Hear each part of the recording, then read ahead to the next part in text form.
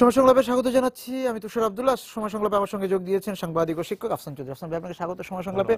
আমি তো রাষ্ট্র, সমাজ, পরিবার সবকিছু মিলে কথা বলতে যাই যে আমরা এখন যে অবস্থাতে, সেখানে কোনো দূরবর্তী সতর্ক সংকেত আপনি দিতে চান কিনা?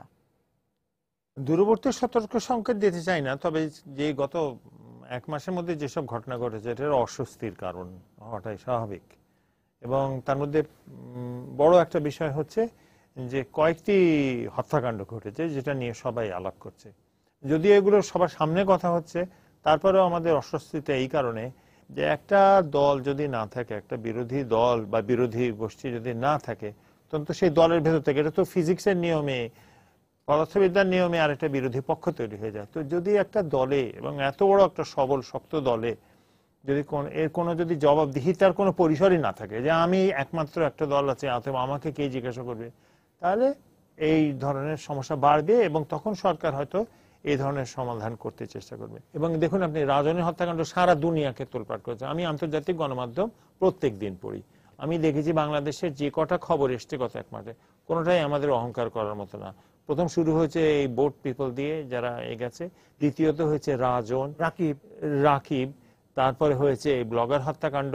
এবং সবকিছু মিলিয়ে আমার মনে হয় না আমাদের আন্তর্জাতিক ভাবমূর্তি বলে যদি কিছু থাকে সেটা নাই। এবং এগুলোকে যদি সূচক হিসেবে দেখেন আপনি, তাহলে বলবো যে সমাজের অস্থিরতার পর্যায়ে অত্যন্ত বেড়ে যাচ্ছে। এটাকে পরিধান করা দরকার যে আমরা কিন্তু স্বস্তিপূর্ণ অবস্থায় নেই। যদিও আমাদের দেশে রাজনীতি হয়তো রাজনৈতিকভাবে আমাদের কোনো অস্বস্তি হচ্ছে না, কিন্তু যদি রাজনীতি না করে, বিএনপির একটা যে পর্যায়ে যেরকম ছিল সেটা তো চলে গেছে, কিন্তু তার বদলে যদি এটা হতে থাকে যে মানুষ এরকম ভয় পেতে থাকবে এবং মানুষের মধ্যে অস্বস্তি, আমি এই জন্য শব্দটা অস্বস্তিতে বলছি যে আমি জানি না আগামীতে কি হবে। তো আপনি যখন আমাকে জিজ্ঞেস করছেন কি মনে হচ্ছে, আমি বলতে পারবো না, কারণ আমি তো এরকম পরিসরের কথা তো, আমি দূরবর্তী সংকেতের আমার মনে হয় না আমাদের কোনো স্বস্তি। আগামী একটু দূরে গিয়ে কিছু দেখতে পাচ্ছেন না, তাই তো? আমি দূরে গিয়ে কিছু দেখতে পাচ্ছি না, কারণ আমার বর্তমানে এত বেশি আমাকে বিচলিত করছে যে আমি যখন ভাবছি আচ্ছা কি হবে কে জানে। এমনকি যখন বিএনপির যে বোমা হামলা, বিএনপি জামাত ইসলামের যে বোমা হামলার পর্যায়টা চলছিল, তখন মানুষের মধ্যে ছিল আচ্ছা কিছুদিন হবে, এরা কতই বার থামবে। এটা এখনকার উত্তরটা কি? তো আমার মনে হয় এইটা, সামাজিক অপরাধগুলো বাড়ছে কেন? সামাজিক অপরাধ কখন বাড়ে? এক হচ্ছে যখন আপনি মনে করেন যে আপনাকে কেউ ছুঁতে পারবে না।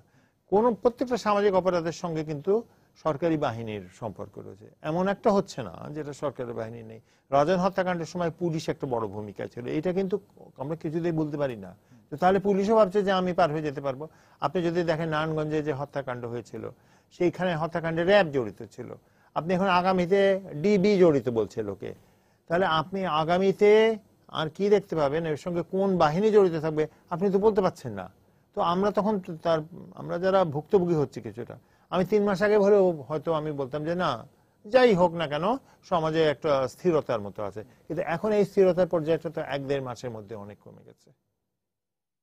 এবং সেই জায়গা থেকে আপনি গণমাধ্যমের এখনকার ভূমিকাটা কিভাবে দেখছেন?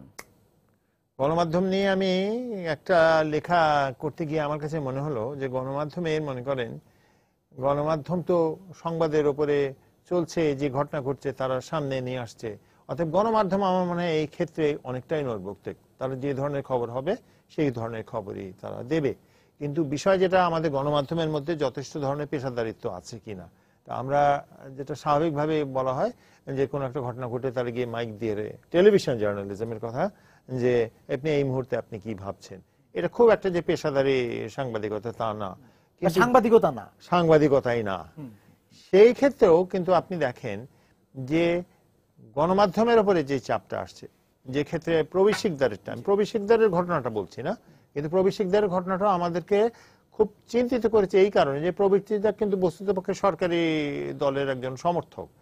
এবং প্রথম আলোতে বোধহয় আমি দেখছিলাম যেভাবে প্রবীর শিকদারের স্ত্রীও বলেছেন, তাতে মনে হচ্ছে যে একটু কি বেসামাল হচ্ছে নাকি না।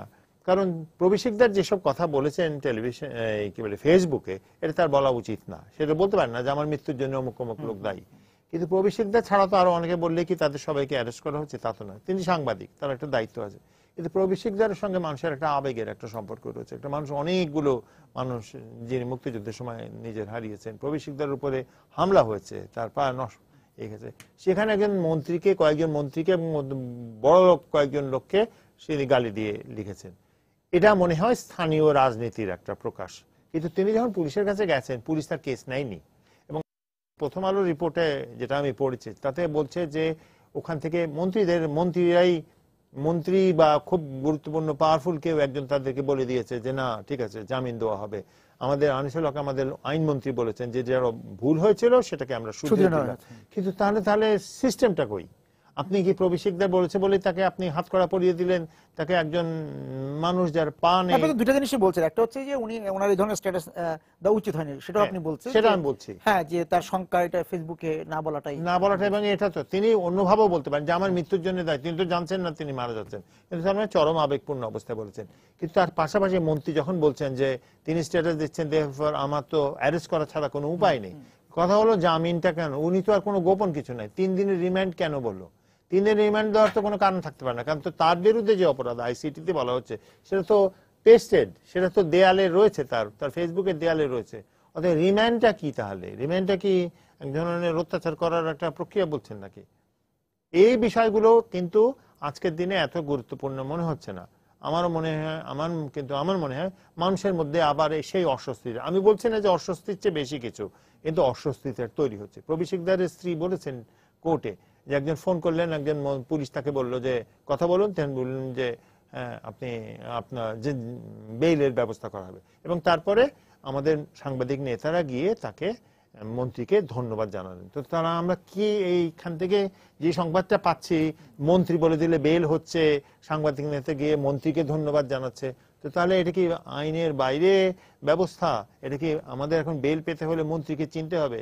বাংলাদেশের 99.99% মানুষ মন্ত্রীকে চেনে না। তাহলে আমরা যদি এরকম যেটা বললেন যে 99% মানুষ মন্ত্রীকে চেনে না বা কোনো প্রভাবশালী কারোর সঙ্গে যোগাযোগ নেই, তার আসলে কেমন আছে? আপনি যদি অর্থনৈতিক দিয়ে বলতে চান তো বাংলাদেশের মানুষ আগের চেয়ে ভালো আছে, এটা নিয়ে কোনো দ্বিমত থাকা উচিত না। আমাদের মাঝে মাঝে কষ্ট হয়, অসুবিধা হয়, কিন্তু একটা সূচক ব্যবহার করেন। আমি যেহেতু অভিবাসী নিয়ে এখন একটু গবেষণা করার চেষ্টা করছি, অভিবাসী সংখ্যা বাড়ছে। লোকজন সাধারণত বলে থাকে যে তার দেশের অবস্থা এত খারাপ যে অভিবাসী হচ্ছে, আসলে দেশের অবস্থা খারাপ হলে অভিবাসী হয় না, দেশের তখন রিফিউজি হয়। অভিবাসী তখনই হয় যখন তার পয়সা দেওয়ার মতো একটু সামর্থ্য থাকে। তাহলে আমাদের একটা অভিবাসী এবং মানে রিফিউজি দুটো তো আলাদা বিষয়। রিফিউজি হচ্ছে যেটা মধ্যপ্রাচ্য, উদ্বাস্তু এটা না, এই উদ্বাস্তু তৈরি হচ্ছে না আমার দেশ থেকে।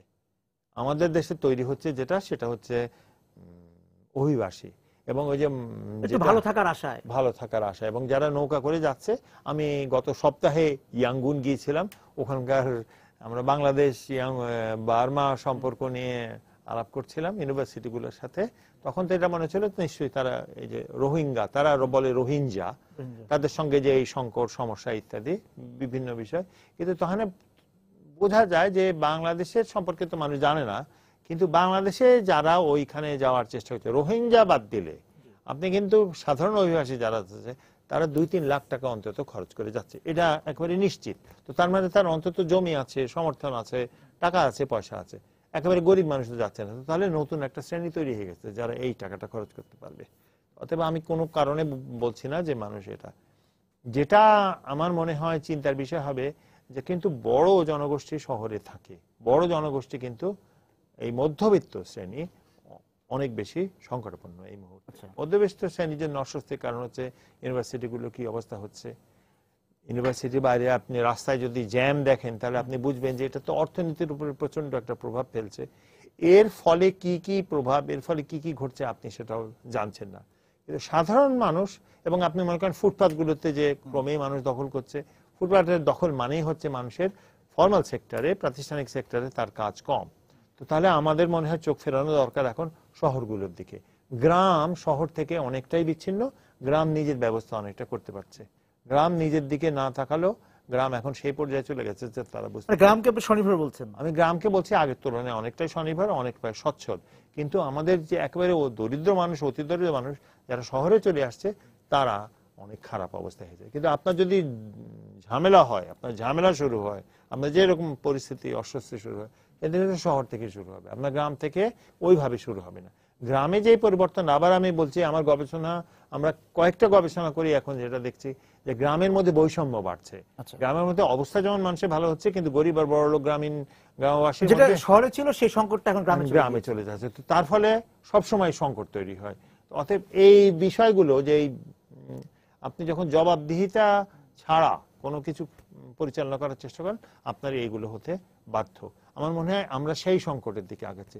অতএব আমাদের যারা ক্ষমতাবান তাদের মনে রাখা দরকার যে আজকের দিনে খুব ভালো লাগছে যে আমার কেউ আমাকে বাধা দেওয়ার নেই, কেউ আমাকে, কিন্তু আজকে সরকারই যদি ধরেন, এই দলও যদি ধরেন, বা যারা ক্ষমতাবান হয়ে নিজের দিকেই তাকে তাকাতে হচ্ছে। তার প্রধান শত্রু তার কাছ থেকে আসছে। আমার মনে হয় না রাজনীতি থেকে শত্রুতা আসবে। রাজনীতি প্রায় শেষ হয়ে গেছে। কিন্তু আবার বলি যে রাজনীতিহীন সমাজ বেশি। রাজনীতি শেষ হয়ে গিয়েছে কেন? মানে রাজনীতি কি ফিরবে না? আমি সত্যি সত্যি এটা আমি জানি না, কিন্তু আমাদের যে ট্রেডিশনাল সাধারণত রাজনীতির ধারণা, যেটা আপনি যদি মনে করেন 72 থেকে 75, আপনি দেখবেন যে আওয়ামী লীগ ছিল এবং আওয়ামী লীগের বিপক্ষে জাসদ ছিল। 75-এর দিকে জাসদ শেষ হয়ে গেছে, জাসদ আর কোনোদিন উঠতে পারেনি। তার মানে 3 বছর, 2.5 বছরের মতো এই দলটা একটা সবল দল ছিল। জাসদের পরে বিএনপি আসলো, বিএনপি এসে আবার আওয়ামী লীগ একসময় উজ্জীবিত হলো, এবং বিএনপি এবং জামাত ইসলামী সবসময় ঘনিষ্ঠ ছিল। এবং তারপরে আসলো এরশাদ 82-তে, এরশাদ এসে জাতীয় পার্টি তৈরি করলো। তাহলে ত্রিভুজ একটা রাজনীতি যদি পর্যায়ে বলেন আপনি, 82 থেকে 90 বলবেন আপনি, ত্রিভুজ, সাড়ে ত্রিভুজ এরকম একটা কিছু। আওয়ামী লীগ, বিএনপি, জাতীয় পার্টি, এই তিনটা হলো ত্রিভুজ। জামাত ইসলামী বিএনপির কাছাকাছি ঘনিষ্ঠ পার্টি। ওই সময় ছাড়া কিন্তু আমাদের দেশে রাজনীতি ত্রিভুজ হয়নি, কারণ 90-এর পরে জাতীয় পার্টি কোনোদিন দাঁড়াতে পারেনি। জামাত ইসলামী, আওয়ামী লীগ, বিএনপির সঙ্গে প্রায় একই হয়ে গেছে। আবার সেটা বিএনপি, জামাত এবং আওয়ামী লীগ হয়ে গেছে। আওয়ামী লীগ হচ্ছে কনস্ট্যান্ট ফ্যাক্টর, সবসময় আছে। আওয়ামী লীগের এখন না হলে যেটা হবে, আমার ভারসাম্যহীন রাজনীতি হচ্ছে।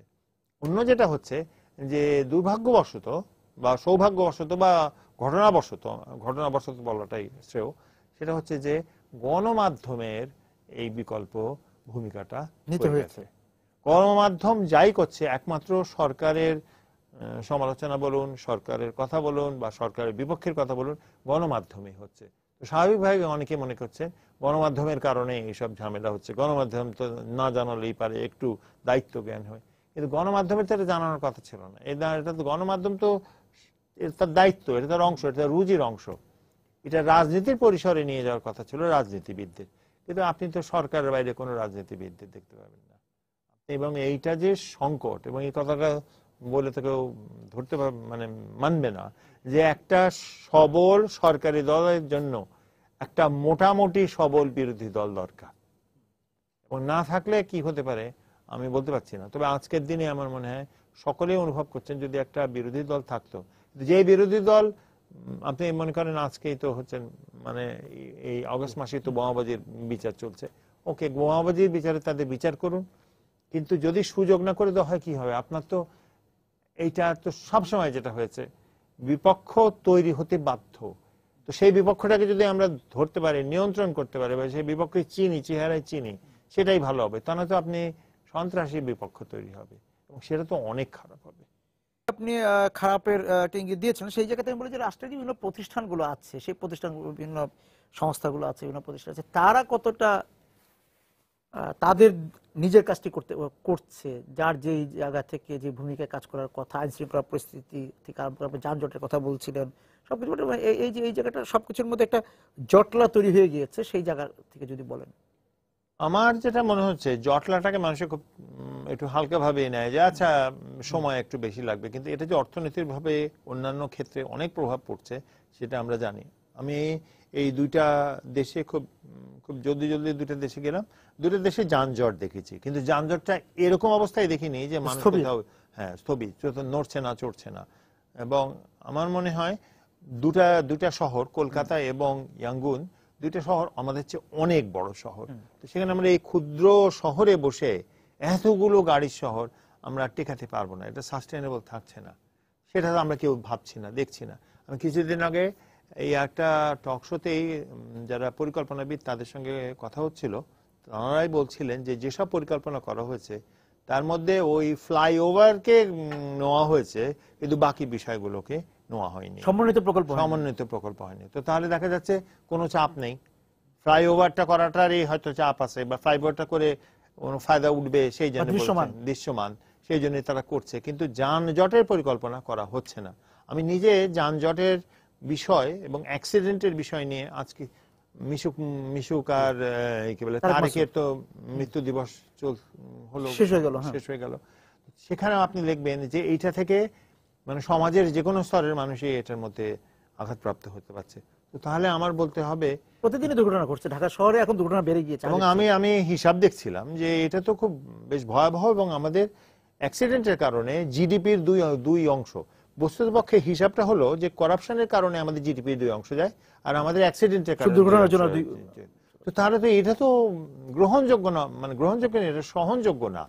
সেটাই বলছি, সরকারের ক্ষেত্রে কেন তারা কাজটা করে না? আবার কাজটা করে না কারণ জবাবদিহিতার অভাব যদি থাকে একটা সরকার চলতে পারে না। এবং কোন চাপের মুখে তারা করবে? আজকে যে প্রশ্ন তুলবেন, আজকে আমি 2007 সালে এই মার্শাল সরকার যখন আসলো তার আগে আমি একটা গবেষণা করেছিলাম, সেখানে আমার কাছে যেটা ছিল যে টক শো তখনও শুরু হয়নি এত বড়ভাবে। আমার তখন মনে হয়েছিল, আমি দেখছিলাম যে যদি একটা দেশে সংসদ না থাকে যে কোনো কিছুই বিকল্প হতে পারে, এবং আমাদের দেশে আমাদের এই টক শো গুলো হয়ে গেছে একটা পার্লামেন্টের বিকল্প মঞ্চ। কেন এটা হবে? এটা তো হওয়ার কথা না। টক শো সব দেশেই আছে, কিন্তু পার্লামেন্টের বিকল্প কেন? আপনি তো পার্লামেন্টে দেখতে পাই না।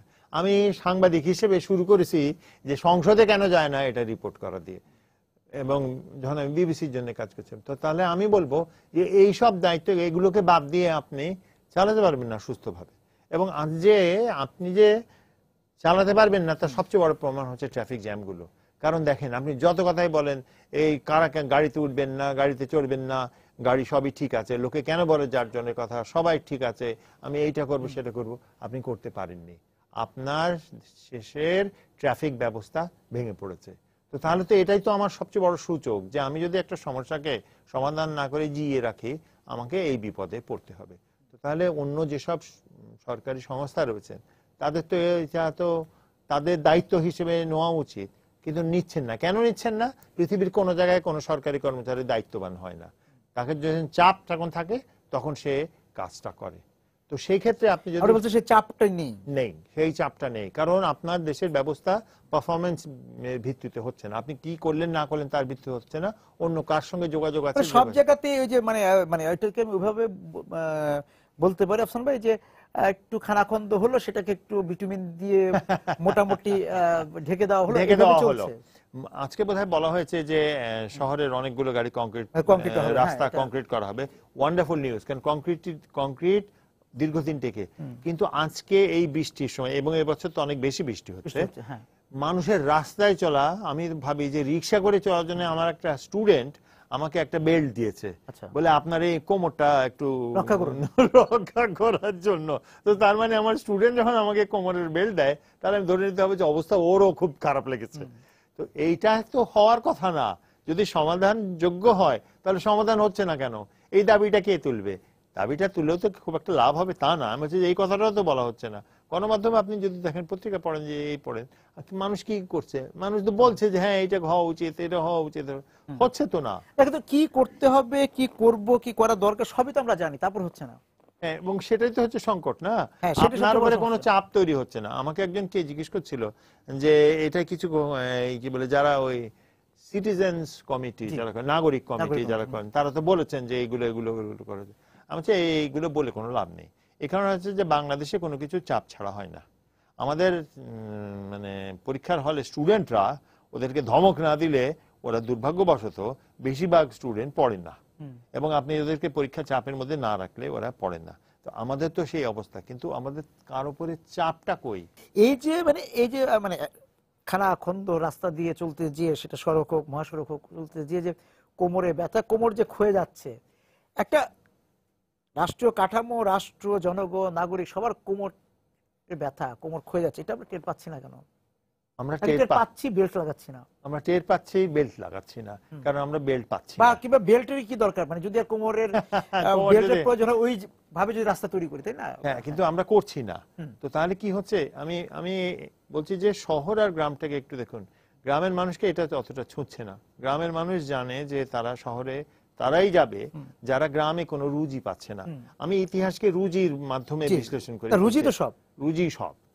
এবং সেই কারণে শহরে যারা আসছে তারা কিন্তু একটা হিসেব করছে, আমাকে এখানে গেলে আমাকে এই কষ্ট, তারাও কিন্তু হিসাবটা করেই আসছে। অতএব সেই অর্থে অলমোস্ট গ্ল্যাডিয়েটরদের মতো আমি রুজি করতে গিয়ে আমার জীবনটা দিয়ে দেবো। আমরা যারা শহরের মধ্যবিত্ত, আমরা কিন্তু আমাদের এরকম ইচ্ছা ছিল না যে আমরা রুজি করতে গিয়ে জীবনটা দিয়ে দেবো, কিন্তু আমাদের রুজি করতে গেলে আমাদের জীবন দিতেই হচ্ছে এখন। এটাই হচ্ছে বড় সংকট, বাস্তবতা। এবং এই বাস্তবতা, হ্যাঁ জি, এই বাস্তবতার সঙ্গে লড়াই কিভাবে করতে হয় আমরা জানি না। আপনি যদি ইয়াঙ্গুনে যান, আমি ইয়াঙ্গুনে আমরা যখন রাস্তায় দাঁড়িয়ে আছি, রাস্তার মধ্যে বৃষ্টি হচ্ছে, এত সুন্দর বৃষ্টি, এবং ওর বৃষ্টিটাও একটু স্নিগ্ধতা আছে যেটা মানে খুব সুন্দর। আমরা আড়াই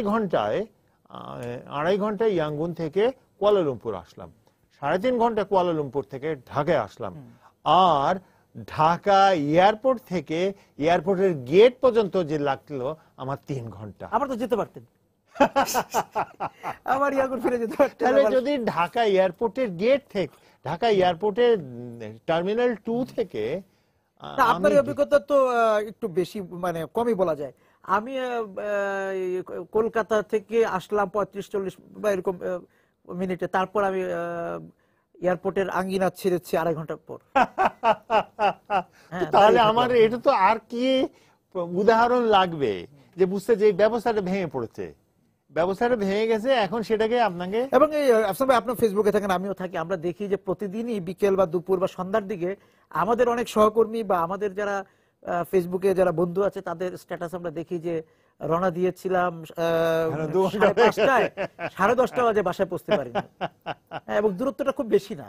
আমার একটা স্টুডেন্ট বলল সে ওর মা পাগল হয়ে গেছে, কারণ ও হয়েছে কি বাচ্চা মেয়ে, ওর সেলফোনে চার্জ চলে গেছে, ও 3.5 ঘন্টা লেগেছে বাসে করে ওর বাসায় ফিরতে, যেখানে সাধারণত ওর লাগে 45 মিনিট। ওর মা রাস্তায় দৌড়াচ্ছে, কোথায় বলবে, আর ফোন করছে, ওর চার্জ নেই। তেমন তুমি চার্জ করলে না, করবো কি করে, বাসে কি করে করবো, আর এটাতে আমি আটকাতে পারবো না। তো এই যে মনে করেন আমি আসার সময় অসম্ভব খালি রাস্তা দিয়ে আসলাম। কেন আসলাম? কেউ বোধহয় গুরুত্বপূর্ণ গেছেন কোথাও, রাস্তাটা খালি করে রাখা হয়েছে। ফেরত যাওয়ার সময় কি অভিজ্ঞতা হবে আমি বলতে পারছি না। তাহলে এইরকম জিনিসটা তো প্রায় নৈরাজ্যের দিকে চলে যাচ্ছে। তো এইটা সমাধানযোগ্য না। যে আমরা তো দেখলাম এই শহরের যানজট কমানোর জন্য দড়ি, বাস থেকে আরম্ভ করে মানে স্বয়ংক্রিয় সিগন্যাল বাতি অনেক কিছু করেছে, কিন্তু হয়নি। তাহলে আমরা যারা 71-এ স্বাধীনতায় যে প্রায় কেউই ভাবেনি যে এরকম স্বাধীন হয়ে যাবে, সেখানে যদি দেশ স্বাধীন করতে পারি, এটা আমাদের অহংকারের সবচেয়ে বড় অহংকার আমাদের জীবনের। আমরা মুক্তিযুদ্ধ করতে পারি, দেশ স্বাধীন করতে পারি, সমাধান করতে পারি না, এটা কি ধরনের অবস্থা হতে পারে? এটা তো আমাদের লজ্জা। আমাদের যদি মুক্তিযুদ্ধ যদি আমাদের অহংকার হয়, তাহলে আমাদের ট্রাফিক জ্যাম আমাদের লজ্জা। তার মানে যে সংকটটা প্রথমে ছিল, যুদ্ধ করাটা তুলনামূলকভাবে মনে হচ্ছে সহজ, একটা জাম দেওয়াটাও সহজ, কিন্তু ট্রাফিক জ্যাম পার হয়ে হাসপাতালে যাওয়াটা মোটেই সহজ না।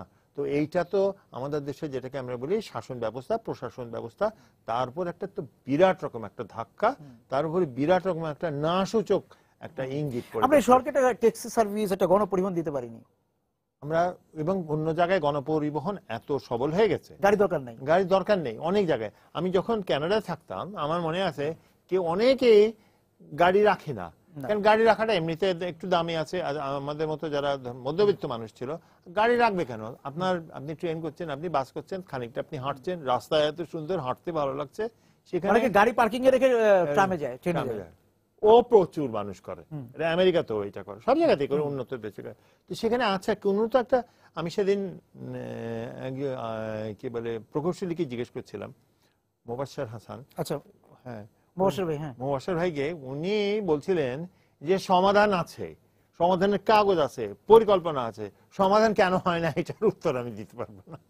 তাহলে এরকম যদি অবস্থা হয়, তো তাহলে আমাদেরকে কি বলতে হবে? ওই আপনার সমাধান দেওয়ার উপরে চাপটা আপনি কোন জায়গা থেকে অনুভব করছেন না। তাহলে চাপ কিভাবে দিবেন? চাপের মেশিন কোথায়? আমার তো মনে হয় সবসময় যেই চাপের মেশিন ছিল, সেই চাপের মেশিন হচ্ছে রাজনীতি। এবং আপনার যদি রাজনীতিতে স্বচ্ছতা থাকে, আপনার চাপ আসবেই। এটা যদি এখন বিএনপি কোনোদিন যদি ক্ষমতায় আসে, আমি জানি না ক্ষমতায় আসবে কিনা, বিএনপির ওপরেও যদি চাপ না থাকে, বিএনপি কোনো কাজই করবে না। অর্থাৎ একটা হচ্ছে যে কোনো অবস্থায় চাপ তৈরি করার দুইটা, চাপ তো জনগণের কাছ থেকে জনগণের কাছ থেকে, জনগণের চাপটা তো পৌঁছাচ্ছে না। এই সংবাদটা তো এই আমাদের ট্রাফিক জ্যাম থেকেই বোঝা যাচ্ছে যে জনগণের চাপ পৌঁছাচ্ছে না। যেসব ঘটনা ঘটছে, রাজনের হত্যা, অন্য ছেলে কয়েকটা বাচ্চাদের হত্যা, এর মানেই তো আপনার সংবাদটা যাচ্ছে না, জনগণ তো এটা চায় না। তো তাহলে এটা হচ্ছে কি করে? হচ্ছে চাপটা, সংবাদটা কোথায় যে আটকে যাচ্ছে? সংবাদের কোনো আমার মনে হয় মাধ্যম নাই। মাধ্যম নাই। মাধ্যম নাই, এই মাধ্যম ভেঙে পড়েছে। মাধ্যমটা অত্যন্ত দুর্বল হয়ে গেছে। আমার মনে হয় গণমাধ্যম ছাড়া আর কোনো মাধ্যম নাই, কিন্তু গণমাধ্যমকে অস্বীকার করা শুরু হয়েছে। আপনাকে অনেক ধন্যবাদ আফসান ভাই আজকে আমাদের সঙ্গে যোগ দেওয়ার জন্য। দর্শক যারা ছিলেন আজকে সময় সংলাপের সঙ্গে এই আলোচনায়, আপনাদেরকে ধন্যবাদ জানিয়ে শেষ করছি আজকে সময় সংলাপ। দেখা হবে আগামী দিন। সবাই সুন্দর থাকুন, নিরাপদে থাকুন।